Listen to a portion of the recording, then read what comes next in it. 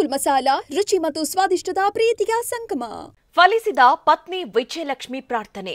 ಅಪ್ಪನಿಗೆ ಬೇಲ್ ಸಿಕ್ಕಿದ್ದಕ್ಕೆ ಪುತ್ರ ವಿನೇಶ್ ಖುಷ್. ರಾಜ್ಯದಾದ್ಯಂತ ದರ್ಶನ್ ಅಭಿಮಾನಿಗಳ ಸಂಭ್ರಮ. ಈ ಎಲ್ಲಾ ಸುದ್ದಿಗಳನ್ನ ನೋಡೋಣ. ದರ್ಶನ್ ಫ್ಯಾನ್ಸ್ ಖುಷ್. ನ್ಯೂಸ್ ಟಾಪ್ 9 ನಲ್ಲಿ. ದರ್ಶನ್ ಬಿಡುಗಡೆಗಾಗಿ ಪತ್ನಿ ಹಲವು ದೇವಾಲಯಗಳನ್ನ ಸುತ್ತಿದ್ರು, ಹರಕೆ ಹೊತ್ತಿಕೊಂಡಿದ್ರು. ಇದೀಗ ಈ ಹರಕೆಗೆ ಫಲ ಸಿಕ್ಕಿದೆ. ನಮೋ ನಮೋ ಶಂಕರ ಎಂಬ ಹಾಡಿಗೆ ಹೂವಿರುವ ಫೋಟೋ ಹಾಕಿ ದೇವರಿಗೆ ಧನ್ಯವಾದ ಅರ್ಪಿಸಿದ್ದಾರೆ. ದರ್ಶನ್ ಪುತ್ರ ವಿನೇಶ್ ಕೂಡ ಸಂತಸ ವ್ಯಕ್ತಪಡಿಸಿದ್ದು, ಅಪ್ಪನ ಜೊತೆ ಮುಗುಳು ನಗುತ್ತಿರುವ ಫೋಟೋ ಪೋಸ್ಟ್ ಮಾಡಿದ್ದಾರೆ.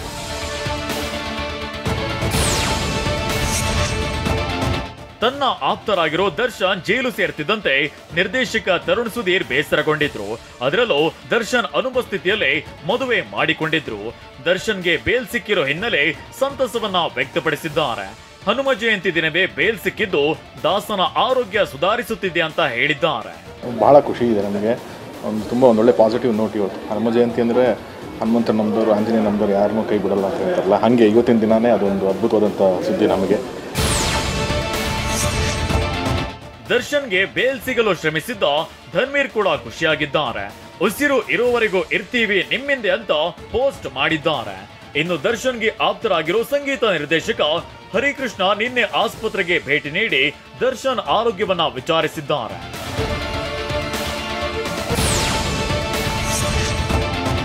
ದರ್ಶನ್ಗೆ ಜಾಮೀನು ಮಂಜೂರಾಗ್ತಿದ್ದಂತೆ ವಕೀಲರು ಗೆಲುವಿನ ನಗೆ ಬೀರಿದ್ದಾರೆ.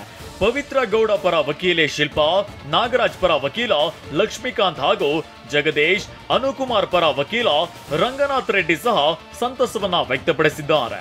ಮತ್ತೆ 1-1.5 ಸಾವಿರ ಪುಟಗಳ ಅಡಿಷನಲ್ ಚಾರ್ಜ್ ಶೀಟು, ಇಲ್ಲ ಅವ್ನಿರಲಿಲ್ಲ, ಗೋವಾದಲ್ಲಿ ಹೋಗಿದ್ದ, ಅಲ್ಲೆಲ್ಲ ತಮಿಳ್ನಾಡಿಗೆ ಹೋಗಿದ್ದ ಅನ್ನೋದು, ಅದನ್ನೆಲ್ಲ ನಾವು ಅಡ್ವಾಂಟೇಜ್ ಆಗಿ ತಗೊಂಡ್ವಿ. ಅಂದರೆ ದರ್ಶನ್ ಪರವಾಗಿ ನಾವು ಅದನ್ನು ಅಡ್ವಾಂಟೇಜ್ ತಗೊಂಡು ಈ ಒಂದು ಇನ್ಸಿಡೆಂಟಲ್ಲಿ ಅವ್ರದ್ದು ಪಾತ್ರ ಏನಿದೆ ಮತ್ತು ಅವ್ರದ್ದು ಇನ್ವಾಲ್ವ್ಮೆಂಟ್ ಏನಿದೆ ಅನ್ನೋ ಗ್ರೌಂಡ್ಸ್ ಮೇಲೆ ಏನಂತಂದರೆ ಬೇಲ್ ಸಿಕ್ಕಿರೋಂಥ ಪ್ರತ್ಯಕ್ಷ ಸಾಕ್ಷಿಗಳನ್ನ ಯಾಕೆ ನಂಬಾರ್ದು ಮತ್ತು ರಿಕವರೀಸ್ ಯಾಕೆ ನಂಬಾರ್ದು ಅಂತ ನಾವು ಕೋರ್ಟ್ಗೆ ಮನವರಿಕೆ ಮಾಡಿಕೊಟ್ಟ ನಂತರ ಅದನ್ನು ಕನ್ಸಿಡರ್ ಮಾಡಿ ಆದೇಶ ನೀಡಿದೆ.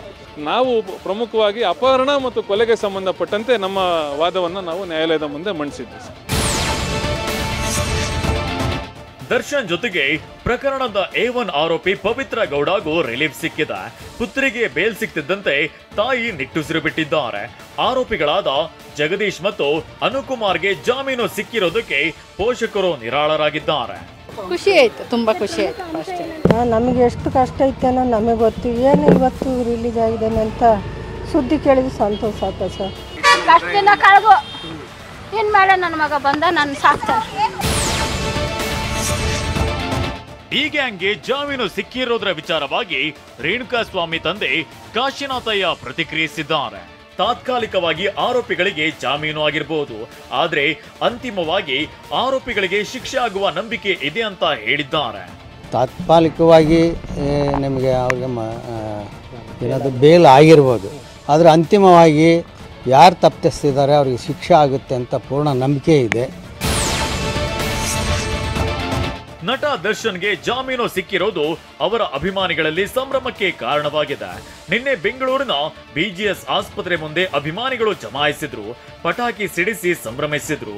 ದರ್ಶನ್ ಫೋಟೋಗೆ ಹಾಲಿನ ಅಭಿಷೇಕ ಮಾಡಿ ಸಿಹಿ ಹಂಚಿದ್ರು. RR ನಗರದ ನಿವಾಸದ ಮುಂದೆಯೂ ಅಭಿಮಾನಿಗಳು ಸಂಭ್ರಮಿಸಿದ್ದಾರೆ.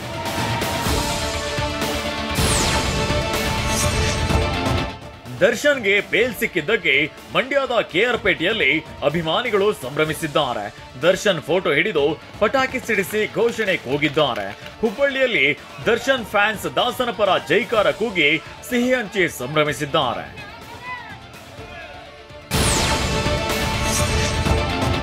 ದರ್ಶನ್ಗೆ ಜಾಮೀನು ಸಿಕ್ಕಿರೋದ್ರ ಬಗ್ಗೆ ಸುದ್ದಿಗಾರರು ಕೇಳಿದ ಪ್ರಶ್ನೆಗೆ ನಟ ಪ್ರಕಾಶ್ ರೈ ಅಚ್ಚರಿ ರೀತಿ ಉತ್ತರ ನೀಡಿದ್ದಾರೆ.